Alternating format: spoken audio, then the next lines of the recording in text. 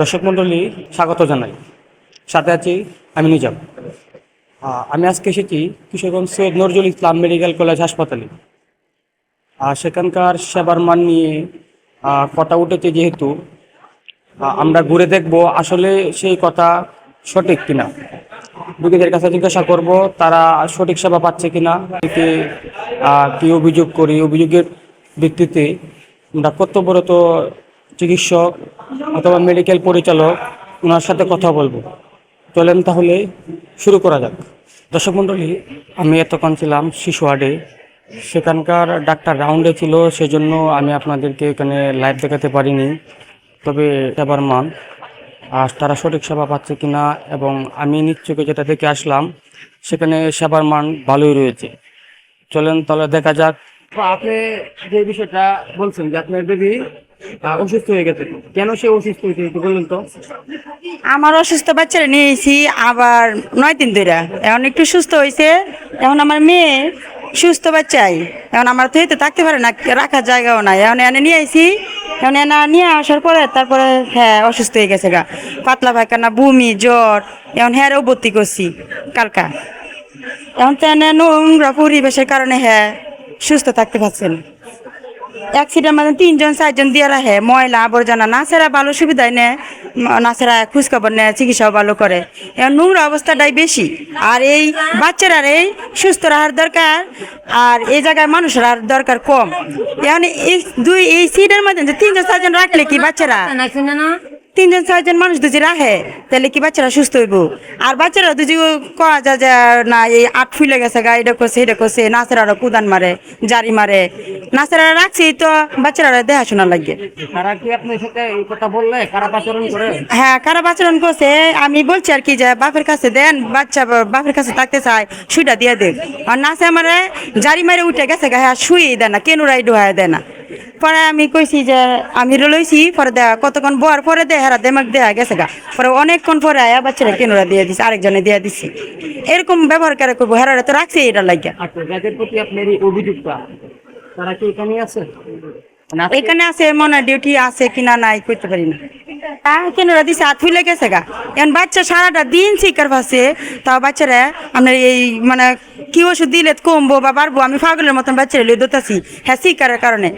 এই বাচ্চারা আবার হাতের মতন কেনরা দিব, আমি বলতেছি যে কেনরা দিলে ভালো হয়, মানে 3-4 দিন তাহে এই কেনরা দেন। প্রতিদিন কেনরা বদলে বাচ্চারা এই হাত গাওয়ালছে, এই হাত গাওয়ালছে, হাত পা সব ফুলাই লাইছে। এটা কি ঠিক? বাচ্চারা দুঃখ দিলে তো মারে এই জুলে, হেরা তো কিছু না, হেরা তো খালি গাওয়াইতেই তাই গাওয়াইতেই তাই। ওষুধ বাইরে থেকে কিনা ময়লা রাখার জন্য যে বালতি দেয়, ওই ময়লারা ওই মেডিকেলের সুইপাররা পরিষ্কার করবো না। ওরা বলে যে বেডের নিচে রাখছে, এই বেডের রুগীরা যা আসে, রুগীরা ময়লা পরিষ্কার করবো। আর এক বেডে 2-3টা করে বাচ্চাটিকে নিয়ে থাকতে সমস্যা হয় না, বাচ্চাদের সাথে গার্জেন আছে না, অনেক কষ্ট হয় বাচ্চাকে নিয়ে থাকতে। আপনার বেটে কজন বেবি? 2জন, মানে প্রত্যেকটি বেডে 2জন করে বেবি। আপনার সাথে আরেকজন কি? ওই যে আপনি বেডে ট্রিপল বেবি বা 2জন বেবি থাকার ফলে অনেক সময় সাথের বেবিরা অসুস্থ হয়ে পড়ে। এমনকি সাথে যারা গার্ডিয়ান রয়েছে তাদেরকে অনেক অসুবিধা পোহাতে হয়। চলেন আমরা একজনের কাছ থেকে জেনে নিই তিনি কি কি অসুবিধা এখানকার ফেস করেছে। বলেন তো, এখানকার 2জন বেবি দিচ্ছে তাই তো? হ্যাঁ, 2জন বেবি দেওয়ার ফলে আপনার এখানে কি কি অসুবিধা হইতেছে? না ওই বোয়ার সুবিধা নাই, উঠার সুবিধা নাই, উড়ার সুবিধা নাই, কত কিছু তো অসুবিধা বাড়তেছে। আচ্ছা, আপনারা কি মানে এখান থেকে যারা দায়িত্ব তাদেরকে বলেন নাই? এই পর্যন্ত কিবা কই, আমারও কইলে কই এই নই থাকবো, দুইটি হয়ে যাইছি। আচ্ছা, কাকে একজন লুগি। কাকে বলছেন? মানে এখানকার কাকে বলছেন যে কইছি না সিট বেটেন দে, পরে ওরা কি বলে? এরা কলে না এই থাকবো, মনে জনে জনে সিট দিয়ে পারবো, একখানা 2 লুগি থাকবো। নাসারা কেটা বলছে? হ, আসলে এখানকার যে বিষয়টা আমি এখন বুঝতে পারলাম, কর্তব্যরত যারা রয়েছে তারা এই বিষয়টা জানে, এবং তারা বারবার নার্সদেরকে বিষয়টা অবগত করার পরেও তারা কোনো পদক্ষেপ নেয়নি, যার ফলে অনেকেই অসুস্থ হয়ে পড়ছে, এবং কি স্বাস্থ্যের যে ঝুঁকিটা সেটাও দিন দিন বাড়ছে। বারবার রিপোর্ট প্রকাশ হওয়ার পরও এই মেডিকেল কলেজ হাসপাতালটি দালাল মুক্ত হচ্ছে না। দেখা যায় যে আজ থেকে আরও 6-7 মাস আগে আমি নিজে 2বার রিপোর্ট প্রকাশ করেছি এবং পরিচালক মহোদয়ের সাথে কথা বলেছি। উনি বলছে যে মেডিকেল কলেজ হাসপাতালে কোনো দালাল থাকবে না। সি কাউন্টার টিকিট দিছি, বলছে এটা হবে না। তারপরে এই টিকিটটা আলট্রাসাউন্ড হবে না, পরীক্ষাটা হবে না। হ্যাঁ। তারপরে এখানে আসছি, আসার পরে ওই আরেকজনকে জিজ্ঞাসি ভাইয়া এটা হবে কিনা, বলছে না এটা হবে না। তো হবে না, পরে একটা ছেলে আসছে, আইসা বলছে যে আমরাকে 320 টাকা যদি দেন তা আমরা এটা করে দিতে পারবো। আমি বললাম যে এটা হবে, হ্যাঁ হবে। তো হবে, পরে আমরা এখানেই হবে? হ্যাঁ হ্যাঁ এখানে হবে। পরে আমরা কাগজটা নিয়ে উনি নিচে নিয়ে ভিতরে গেছে, স্যারের সাথে কথা বললেন। এখন যে ছেলেটা আসছে এখানে সে কি মেডিকেলের স্টাফ? সেটা বলতে পারতেছি না, সেটা ওনার সাথে ওদের সাথে যোগাযোগ কইরাই তারপর আমাদের এই রিসিপ্ট নিচে টাকাও নিয়ে গেছে। আচ্ছা, প্রথমে আপনি এখানে আসছেন তাই তো? হ্যাঁ হ্যাঁ, ওই যে ওই ভাইয়াকে বলছি যে ভাই এটা হবে, বলছে না। আচ্ছা, ওনাকে জিজ্ঞেস করছেন হ্যাঁ। আপনি কি দেখতে আছেন? পরে উনি বলছে না হবে না। বলছেন এটা হবে না কেন? আমি এখানে দায়িত্বরত অবস্থায় ছিলাম, আমি এখানে সিরিয়াল মেনটেন করি। ওনাকে আমাকে অফার করছে যে ভাই এখানে কিছু টাকা বেশি দিলে এখানে কি কাজটা করানো হয়। আমি বলছি না, এগুলি আমি করি না, এগুলি আমি ধরি না। সেম অফার আমাকেও করছে। ঠিক আপনারা এইটাই। পরে করছি, যেহেতু কাগজটা টাকা জমা নিয়ে গেছে তারপর বলছি। উনি কি আইসি সরাসরি আপনাকে বলছে? সরাসরি আমাকে কথা বলছে। এখানে হয় কি? হ্যাঁ, আমাকে এই কথা বলছে, ভাই কিছু টাকা বেশি দিলে এখানে কাজটা হবে। আমি কই না, এই কাজ আমি করি না, আমি কাজ আমি আমি দায়িত্ব। টাকার কথা বলিনি, আমি বলছি যে আপনি ভাইয়া টাকার এটা কথা হবে বলছেন? না। আপনি টাকার কথা বলছেন? টাকার কথা আপনি আপনি টাকার কথা বলছেন? আমি বলছি আচ্ছা, আপনি কি মনে করেন যে উনি এসে আপনাকে প্রথমেই যে বেশি টাকা অফার করলো, কেন অফার করলো বলেন তো একটু? আপনি কি মনে করছেন? আমি যখন এখানে দায়িত্ব ছিলাম, আমি এখানে পুরুষ এবং মহিলা আলাদা আলাদাভাবে সিরিয়াল দিই। মানে ওনাদের টিকিট নিয়ে আসে বা রিসিপ্ট নিয়ে আসে, আসলে আমি সিরিয়াল দিয়া আস্তে আস্তে ওনাদেরকে ভিতরে দিই। উনি হঠাৎ করে কই থেকে আসছে, আসা বলতেছে ভাই এখানে নাকি কিছু টাকা বেশি দিলে নাকি ইমার্জেন্সি করানো যায় বা এরকম কোনো সুযোগ সুবিধা আছে কিনা। আমি বলি, না, এগুলি আমার কাছে নাই, আমি এগুলি জানি না, এতটুকুই। যেহেতু এখানে তো আপনি যে এটা সরকারি নির্ধারণ করে প্রাইস সেটাই ওরা নিবে তাই না? তা আপনি আইসা কেন তাদেরকে বলবেন যে তাদেরকে আমি বলছি আপনাকে এই বেশি কারণে টাকা দেবো? না, কেন বলছেন? তাদেরকে বলা হয়েছে এই কারণে যেহেতু আমি কাউন্টার থেকে টিকিট পাইনি। এই টিকিটটা ওই ছেলেটা পাইলো কিভাবে? আচ্ছা, কিভাবে পাইলো? কাউন্টার থেকে আপনি টিকিট পান না মানে? হ্যাঁ, এটা করবে না, এই রিসিপ্টটা করবে না, এই আলট্রাসাউন্ডটা করবে না ওরা। মানে এই আলট্রাসাউন্ডটা কাউন্টারে আপনি গেছেন? হ্যাঁ। পরে কাউন্টারে কি বলছে? এটা হবে না। হবে না? না। পরে আপনি ডিরেক্টলি এখানে চলে আসেন? এখানে আসছি, এখান থেকেও বলছে হবে না। এখান থেকে বলছে হবে না। তারপরে ওই ছেলেটা এখান থেকে করাইছে, করানির পরে আমি ওনাকে অফার করছি যে এটা হবে না। যখন তো এটা কিভাবে হইলো? আমি কিভাবে কথা হইলো? বলছি না, আমি বলছি যে ওখান থেকে কাউন্টারে আসছি, তারপরে উনি বলতেছে এখানে 32 যদি না থাকেন তাইলে আপনার আলট্রাসাউন্ড হবে না। তো হবে না যখন থেকে এখান থেকে চলে আসছি, এখানে আসি এনে যে লোক দাঁড়ানো আসছিল এলারা বলা হয়েছে, এলাও বলতেছে যে হবে না। পরে আমরা যখন চলে যাইতেছি এখানে যাইতে এই ছেলেটা আইছে, আগে কইতেছে আপনারা কি আলট্রাসাউন্ড দিছে? হ্যাঁ আলট্রাসাউন্ড দিছে। আপনারা 320 টাকা দেন, তো এটা আমি করে দিতে পারবো। তারপরে এর সাথে কথা বললা, এরপরে আবার এই কাউন্টারে যাওয়া হয়েছে যে আপনাদের টাকা বেশি দিলে এটা বলে হবে। তাইলে আপনার বলছেন হবে না কেন? এটা নিয়ে কি বলে আমরা পরীক্ষাটা করার পরে রিপোর্টটা আসার পরে উনির কাছে আবার যাওয়া হয়েছে। এই কিন্তু তাই এর ভিতরে কিন্তু চিল্লাচিল্লি হয়েছে, এছাড়া আর কিচ্ছু না। দেখা গেছে যে মেডিকেল কলেজ হাসপাতালটা জালাল চক্রের হাতে জিম্মি হয়ে গেছে। তো আসলে অনেকেই অভিযোগ করেছে যে এদের ম্যানেজমেন্ট দায়িত্বে যারা রয়েছে তারা যদিও এই বিষয়টা অবগত থাকতো তাহলে একটা দালালও মেডিকেলের ভিতরে প্রবেশ করতে পারতো না। এই যে কিছুক্ষণ আগে একটা ঘটনা ঘটে গেল এখানে, যে বাইরে থেকে একজন আইসা ওখানে আলটা করিয়ে নিল। আর যখন রোগী কাউন্টারে যায় আলতা করার জন্য তখন তাকে বলা হয় যে আজকে আলটা হবে না। আর তখন উনি ফিরে আসার পর ওইখানে দায়িত্বরত যিনি রয়েছে তার সাথে কথা বলে যে ভাই আমার এটা আলটা আজকে করাতে হবে, আপনি বলেন কি করা যায়। উনিও বলে যে আজকে আলটা হবে না। কেন তিনি বললেন যে আলটা হবে না? আর তারপর কিছুক্ষণ পরে উনি কি করে ওইখানে যে একজন আছে ওনাকে কিছু টাকা বেশি দিয়ে ওইখানে আলট্রাটা করিয়ে নেই। আর তাহলে আমরা কি ধরে নেব যে মেডিকেল কলেজ হাসপাতালে স্টাফ যারা রয়েছে এবং কিছু কিছু অসাধু স্টাফ রয়েছে সবাইকে আসলে আমরা খারাপ বলতে পারি না, দু একজনের কারণে একটা প্রতিষ্ঠানের দুর্নাম হয়। এই বিষয়টা যদি পরিচালক মহোদয় দৃষ্টি আকর্ষণ করে তাহলে আমি মনে করি সেবার মানটা আরও ভালো হবে। বা এই হসপিটালটা আমাদের কিশোরগঞ্জের জন্য একটা গুরুত্বপূর্ণ একটা হসপিটাল। চিকিৎসা সেবার জন্য যে সকল মানুষ চিকিৎসা সেবা নিতে আসে তাদের অধিকাংশই দরিদ্র এবং গরিব শ্রেণীর লোকজন আসে। তো চিকিৎসা সেবা নিতে আইসা পায় কি তারা? সেখানে উপযুক্ত যে সেবা দেওয়ার কথা সেই সেবাটা এখানে আসলে প্রকৃতপক্ষে পায় না। এখানকার যে স্টাফগুলো আছে আপনি একটু খেয়াল করে দেখবেন যে এখানকার প্রত্যেকটা স্টাফ, প্রায় অধিকাংশ স্টাফ দেখবেন যে এরা যে মনে হবে যে এক একজন মনে হয় পরিচালকের সাথে উপরে, এইরকম এদের আচার আচরণ। আমি গতকালকে এক্স রে করছি, গতকালকে এক্স রে করার সময় আমি যে টাকাটা পেমেন্ট করছি কাউন্টারে, ওনারা এক্স রে করার পর বললো কি তবে আপনি আপনার এক্স রেটা কাউন্টার থেকে নিয়ে নেবেন।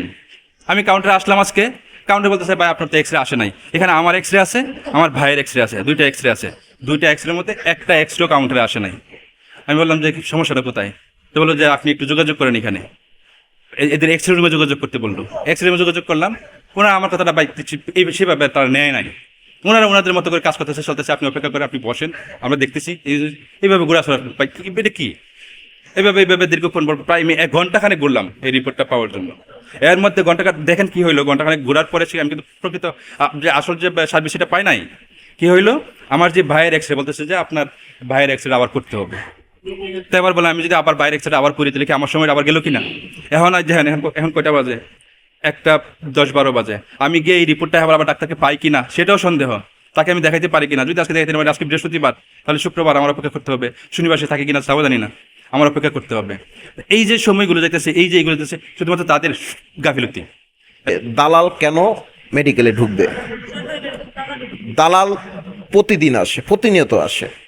আর সাধারণ মানুষ এরা সেবা নেওয়ার জন্য বছরে 1 দিন 2 দিন 3 দিন আসে। তো দালালকে কি ম্যানেজমেন্ট চিনে না? এটার জন্য ম্যানেজমেন্ট দায়ী। আর এখানে হসপিটাল কর্তৃপক্ষেরও কিছু কিছু সমস্যা আছে। সেটা হচ্ছে যেমন একজন স্টাফ আর একজন সেবা গ্রহীতা যখন কোনো সেবার জন্য আসে তখন তাদের অনেক সময় অনেক কিছু তথ্যই দেয় না, আর তারা তাদেরকে মূল্যায়নই করে না। তাদের পোশাকে দেখে, তাদেরকে দেখে কে প্যান্ট পরা কে লুঙ্গি পরা, এটাও আমি দেখেছি। আর তার থেকে বড় কথা হচ্ছে এদের কাছে একটা তথ্য জানতে চাইলে মানে তারা এমন একটা ভাব দেখায় যেন তার মতো বিজি আর কোনো কিছু না। মূল যে সমস্যাটা আমার কাছে যেটা খারাপ লাগছে সেটা হলো দালাল মেডিকেলে ঢোকার রাইট নাই, সেটা কর্তৃপক্ষ জড়িত আছে বিদায়, সুযোগ দিছে বিদায় আজকে দালাল মেডিকেলে ঢোকার সুযোগ পাচ্ছে। তো এবং সকল অভিযোগ নিয়ে আমি এখন হাজির হয়েছি মেডিকেল কর্তৃপক্ষের কাছে।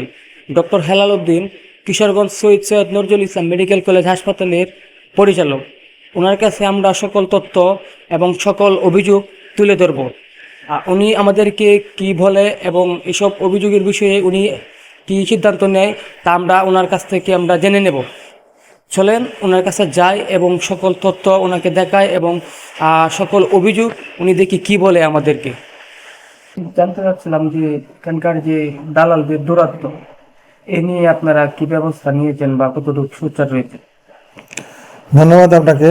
আপনি একটা সুন্দর প্রশ্ন করেছেন যে এই মুহূর্তে যখন সারা দেশে বৈষম্যহীন একটা সমাজ গড়ার জন্য আমরা কাজ করছি, সেই মুহূর্তে হাসপাতালে এরকম একটা অনিয়মের প্রসঙ্গ আসছে, সেটা আমার জন্য খুব দুঃখজনক।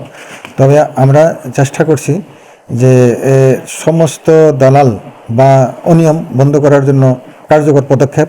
তার অংশ হিসাবে আমরা আমাদের হাসপাতালের প্রত্যেকটা স্বাস্থ্যকর্মী, বিশেষ করে আউটসোর্সিং কর্মরত যারা, তাদেরকে একটা স্পেশাল ড্রেস দিয়েছি যে এই ড্রেসবিহীন কাউকে যেন তারা কোনো টাকা পয়সা বা লেনদেন না করে। এই বিষয়টা আমরা সর্বোচ্চ গুরুত্ব দিয়েছি। আর বিভিন্ন জায়গায় বিভিন্ন স্টিকারে আমরা লিখে দেওয়ার চেষ্টা করেছি যে আমাদের হসপিটালের স্টাফ ছাড়া এবং রিসিট ছাড়া কোনো টাকা লেনদেন করবেন না।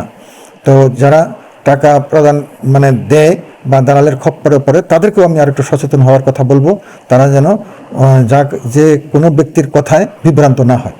আমরা এই বিষয়ে একমত যে কিছু কিছু বিচ্ছিন্ন ঘটনা হয়তো ঘটছে, কিন্তু সুনির্দিষ্ট কোনো অভিযোগ আমার কাছে আসে নাই।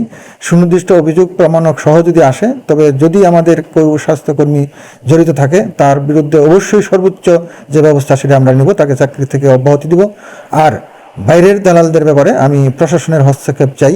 আমি ইতিপূর্বে অনেকবার প্রশাসনের কাছে হস্তক্ষেপ চেয়েছি।